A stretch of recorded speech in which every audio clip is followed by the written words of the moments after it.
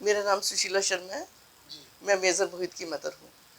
मैं जानना चाहूँगा कैसे थे मोहित भैया और किस तरीके से उन्होंने देश के लिए अपनी कुर्बानी दी। मोहित बहुत मतलब चुलबुला बच्चा था, हंसमुख बच्चा था।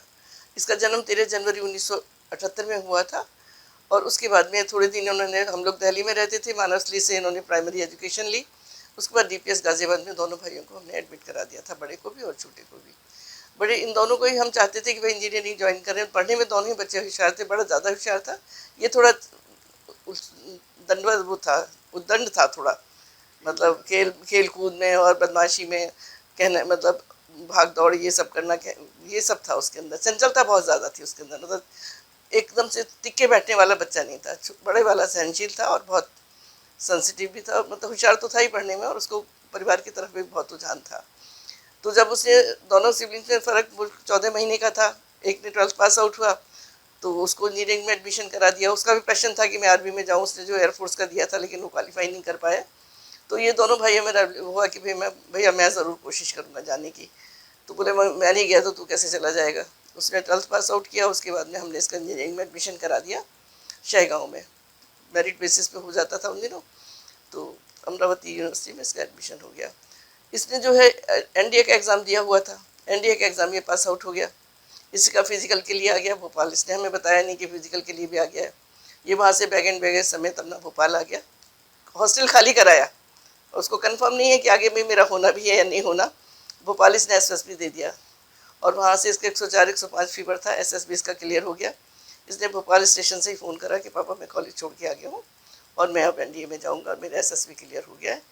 मेडिकल में मेरा वो है, जॉन्डिस था इसको, तो मेडिकल मेरा क्लियर हो जाए तो मैं तब, हम कोशिश कर रहे थे कि नहीं जाए बेटा, इंजीनियरिंग के बाद चला जाए, बहुत सारी लाइनें खुलती हैं। ये नहीं माना, मुझे तो एनडीए में ही जाना है। तो उसके बाद में इसका हमने जो है मेडिकल कराने शुरू किया। बेस हॉस्पिटल ले जाते थे कैंट, वेट भी कम था, वेट बढ़ाया इसका, दूध वगैरह केले वगैरह खिला करके, और जॉन्डिस भी इसका क्लियर हुआ। उसके बाद ये कहते मुझे इसी सेशन में दिसंबर में ही ज्वाइन करना है, नहीं तो मैं एक टर्म पीछे हो जाऊँगा। दिसंबर में इसने ज्वाइन कर लिया था 95 कोर्स में।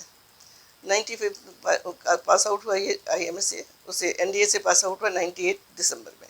उसके बाद ये बेस्ट कैडेट रहा, बेस्ट बॉक्सर रहा, बेस्ट राइडर रहा, मतलब और बेस्ट सिंगर था ये अपने यहाँ का। और इसका बहुत ही लवली चाइल्ड था, सब इसको बहुत प्यार करते थे यूनिट में भी। और शरारत के नाम में तो इसमें कोई कमी नहीं थी, वहाँ भी यूनिट में भी, मतलब एनडीए में भी इसने किसी को ऐसा नहीं है जो छोड़ा हो शरारत के बगैर। उसके बाद ये आईएमए में आ गया। आईएमए में एडजुटेंट की एक पोस्ट होती है, इसको वो मिली थी। और अपने आईएमए से पास आउट होकर के ये कोई भी लाइन ले सकता था, इतना अच्छा कैरियर था एनडीए में और आईएमए में। लेकिन इसने चुना कि मुझे इन्फेंट्री में जाना है, और इन्फेंट्री में भी 1 पैरा में जाना है। तो 1 पैरा शहादत के बाद ये यहाँ 13 दिन जैसा आप बता रहे रही, उसके बाद इनका रवैया क्या था और आप अब क्या चाहते हैं कि सरकार को क्या बदलाव करने चाहिए, क्योंकि शहादत आज भी होती है और ऐसी ही शहीदों की पत्नियां माँ बाप को ऐसी रोता बिलखता छोड़कर अपने घर चली जाती हैं, कई नया घर भी बसा लेती हैं। ऐसे में माँ बाप को क्या मिलता है जिन्होंने जन्म दिया। सरकार को इसमें क्या करना चाहिए। देखिए, सरकार को क्या, आर्मी को सबसे पहले तो आर्मी को जो कॉन्सेप्ट है एनओ का, ये ख़त्म कर देना चाहिए। क्योंकि माँ बाप के लिए बहुत बड़ी विडम्बना है एनओ के। भाई पेरेंट्स उसको पैदा करते हैं, इस लायक बनाते हैं, फौज में भेजते हैं, उसके दुख सुख सारे सहते हैं, एनडीए में जाना है, आना है, सब कुछ करना है उनका। उनकी जब पासिंग आउट होती है तो पेरेंट्स वहाँ खड़े होते हैं। तो बीबी का ज़्यादा रोल रह जाता है क्या उसमें। और जिसमें ये बीबी को मतलब सब कुछ देते हैं, जो फैसिलिटीज़ हैं पेरेंट्स को क्या देते हैं ना। ना कोई मेडिकल एड है पेरेंट्स को, ना कोई सीएसडी, तो चलो वो एक पे करके है, वो भी नहीं देते हैं। आदमी जो पे करके चीज़ खरीदता है उसके भी कार्ड नहीं देते हैं। वो एनओ के चाहेगी तो मिल जाएगा, नहीं तो नहीं। तो फिर एनओ के का ही कॉन्सेप्ट खत्म करो। और दूसरी बात है, सबसे पहले बिल खत्म करनी चाहिए, क्योंकि बिल के बेसिस पे आर्मी पूरा फ़ायदा उठाती है। पूरा ये उसको वाइफ को दे देती है कि भाई ले लो, उससे लेना है, लड़ो उससे जितना लड़ना है। और कोर्ट में भी, हम लोग कोर्ट में भी गए हुए, 15 साल से चल रहा है, कोई फ़ायदा नहीं है। क्योंकि जिसके पास पैसा है वो जीतता है। वो पैसे चल सब जगह, मतलब वही है। कोई चीज़ ऐसी नहीं है जो जहाँ पेरेंट्स, हम तो फिर भी देखिए वेल टू डू है, हमें राहत है, हमारे बेटे का थोड़ा सहारा भी है, सपोर्ट भी है, और हमें आप लोगों की सबकी सपोर्ट है, पब्लिक की सपोर्ट है। आर्मी की क्या सपोर्ट है, कोई सपोर्ट नहीं है। कोई बंदा आके ये नहीं पूछता कि आप मरे हो या जिंदे हो।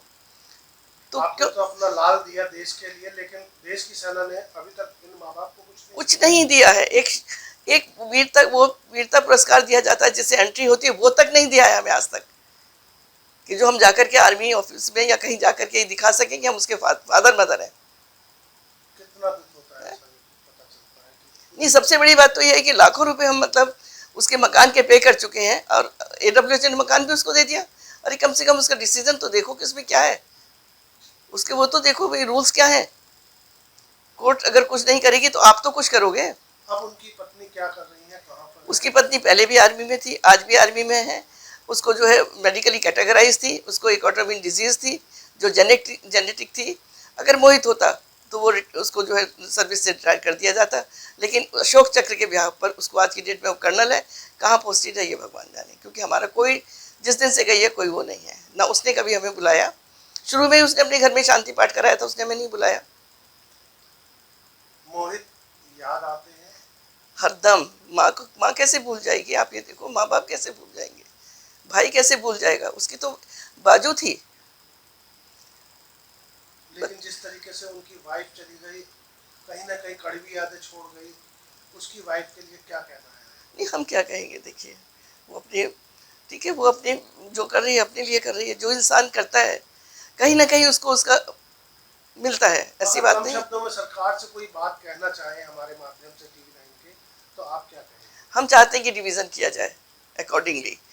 अगर वो मैरिड है तो उसके हिसाब से किया जाए, हिंदू सक्सेशन एक्ट है उसके हिसाब से किया जाए, बच्चे हैं तो उसके हिसाब से किया जाए।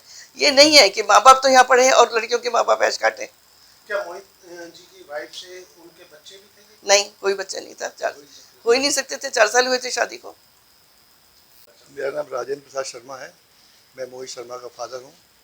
सर, जिस तरीके से अब कई जगह देखा जा रहा है कि शहीद की पत्नी को सब कुछ मिल जाता है और शहीद के माता पिता जो होते हैं उन्हें वो छोड़कर चली जाती हैं या कुछ नई शादी कर लेती हैं, ऐसे में इन सब विषय पर आपकी क्या राय है? नहीं, ये बड़ा दुखद विषय है कि आर्मी अथॉरिटीज़ के यहाँ पर उन्होंने ऐसा नियम बना दिया है कि अगर अनमैरिड ऑफिसर या जवान शहीद होता है तो उसकी माता को नॉमिनी माना जाता है। कहनों के जो नेक्स्ट ऑफ किन है वो सारे बेनिफिट हैं उसकी माता को, उसके पिता को, परिवार को मिलते हैं।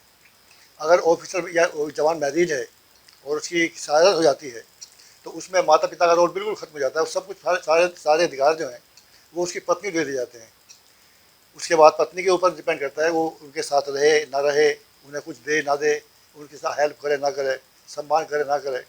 और अक्सर जो है अधिकतर केस में देखा गया है कि शादी के तुरंत बाद विशेषकर ऑफिसर्स की जो पत्नियां हैं, जो उनके सामने कैरियर होता है, वो तुरंत अपने इन-लॉ के छोड़ के अपने माँ बाप के साथ चली जाती है, अपना नया कैरियर ढूंढती हैं, क्योंकि उन्हें सब तरह लुभावना दिखाई देता है।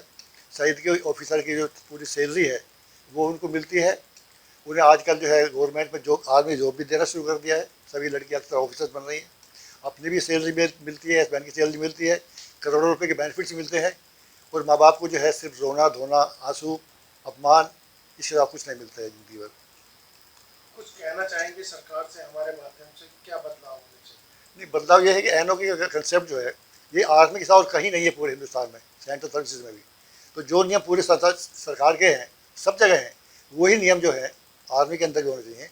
ये बिल्कुल गलत धारणा है, ये ब्रिटिश एम्पायर से इन्होंने बोरो की हुई है, क्योंकि ब्रिटिश कल्चर के अंदर जो है माँ बाप का रोल नहीं होता है। 18 साल के बाद में बच्चा इंडिपेंडेंट होता है, जबकि भारतीय कल्चर में ये चीज़ नहीं है। यहाँ माँ बाप जो बच्चे को पालते हैं, पैदा करते हैं, पढ़ाते हैं, दिखाते हैं, सब तरह योग बनाते हैं, तब कहीं वो आर्मी में जाकर ऑफिसर बनता है। और उसकी शहादत के बाद में उसके पास में कुछ भी नहीं, सम्मान के तौर पर जो आपको कोई सम्मान मिलता है उसको उससे भी महरूम कर दिया जाता है। ना उसको हम देख सकते हैं, ना छू सकते हैं, ना हाथ लगा सकते हैं, सब कुछ उसकी पत्नी दे दिया जाता है। और इतने अपमान भरा जीवन जीना पड़ता है माँ बाप को कि उससे तो अच्छा है आदमी बेटे के साथ में ही शहीद हो जाए तो ज़्यादा अच्छा है। जो सरकार है, अब देख रहे हैं कि कुछ बदलाव की संभावना नजर आ रही है, ऐसा विषय भी कई जगह उठ रहे हैं। तो जो बदलाव होने चाहिए, क्योंकि आप भी शहीद के पिता हैं और आपने भी इस दर्द को झेला कि उनकी पत्नी यहाँ से चली गई है, सब चीज़ लेकर चली गई है, तो ऐसे में पत्नी को भी कुछ मिलना चाहिए और माता पिता के लिए भी कुछ होना चाहिए। मैं वही कह रहा हूँ ना, जो केंद्रीय सरकार के जो नियम है सर्विसेज के, वहाँ पर भी शहीद डेथ होती है, रिटायरमेंट से पहले डेथ हो जाती है, तो जो नियम उसके हिसाब से उनको मिलता है, सबको माँ को मिलता है, पत्नी को मिलता है, जो भी सेम नियम। ये एनओ का जो कंसेप्ट है एक्सक्लूसिव वाइफ को ही बना देते हैं रिस्पॉन्सिबल, ये बहुत बड़ा कुठारा घात है माँ बाप के ऊपर, ये बिल्कुल बंद होना चाहिए। और उनको जो है जिस तरह से जब ऑफिसर कमीशन होता है INA में IMA में कहीं भी, तो उस वक्त माँ उसकी एनओ के होती है, क्योंकि उस वक्त शादीशुदा नहीं है वो। अगर वो शहीद हो जाता है उसी पोजीशन में तो माँ ही सारा कुछ मिलता है, माँ को सब कुछ मिलता है। लेकिन अगर माँ भी है और पत्नी भी है तो ऐसे में सारा कुछ पत्नी को दे दिया जाता, तो ऐसे में आप क्या चाहते हैं? ये गलत है, ये गलत है। हिंदू सेक्शन एक्ट के हिसाब से जो माँ और पत्नी है वो फर्स्ट रेट की वो है, आपकी लीगल हायर है, उनको 50-50 का मिलना चाहिए। हाँ, अगर उसको कोई बच्चा है, संतान है, तो जैसा नियम है तो आप 65-35 कर सकते हैं उसको, लेकिन माँ बाप को बिल्कुल ये महरूम करना जो है ये सरासर गलत है और अन्याय है। और अगर यही प्रवृत्ति रही तो ये समय आ जाएगा कि कोई भी माँ बाप जो है अपने बच्चों को फौज में भेजना बंद कर देंगे। इस बारे में हो सकता है जितना आपको अपमान सहना पड़ा है। जब अशोक चक्र का अवार्ड हुआ और उसको रिपब्लिक डे परेड के ऊपर जब विटनेस करने की बात आई तो हमको पता लगा कि 4 पासेज जो हैं वो एनओ को दे दिए गए हैं। हमने एनओ को अप्रोच किया तो वहाँ से मैं खबर आई कि मैं अपने माता पिता भैया भाभी को ले जाऊँगी, मेरा आपसे कोई संबंध नहीं है, मैं आपको इसमें हेल्प नहीं करूँगी। फिर हमने आर्मी को अप्रोच किया, आर्मी हेडक्वार्टर ने हमको मना कर दिया कि हम आपकी कोई हेल्प नहीं कर सकते। फिर मैंने प्रेसिडेंट को रिप्रेजेंट किया, वो मिनिस्ट्री में घूम के गई एप्लीकेशन, वो भी टर्न डाउन हो गई। फिर हमने दिल्ली हाई कोर्ट में केस किया, लेकिन टाइम बहुत कम था, तो हाई कोर्ट ने हमसे कहा कि या तो आप केस विड्रा कर दीजिए या फिर अपने देश में रहिए। हमने भी हमारी यही प्ले ली थी कि माँ बाप को भी विटनेस करने का अधिकार मिलना चाहिए, उनको स्पेशल इन्विटेशन होना चाहिए।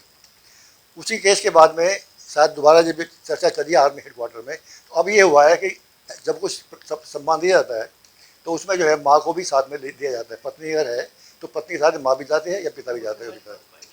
तो हमारी इसी फाइट के बाद में ये शुरू हुआ था और हमको क्या करना पड़ा, फिर हम किसी अपने एक्वेंटेंस के थ्रू हमने मिनिस्ट्री को अप्रोच किया।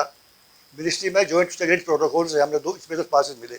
वो जैसे ही हमको पास मिले मिनिस्ट्री से, तुरंत आर्मी हेडक्वार्टर जो है हरकत में आ गया। हमारे यहाँ पे कोई कर्नल आ रहा है, कोई ब्रिगेडियर आ रहा है, गाड़ियाँ लेके आ रहे हैं, साहब हम आपको कैरी करेंगे, हम आपका एस्कॉर्ट करेंगे, ये करेंगे वो करेंगे।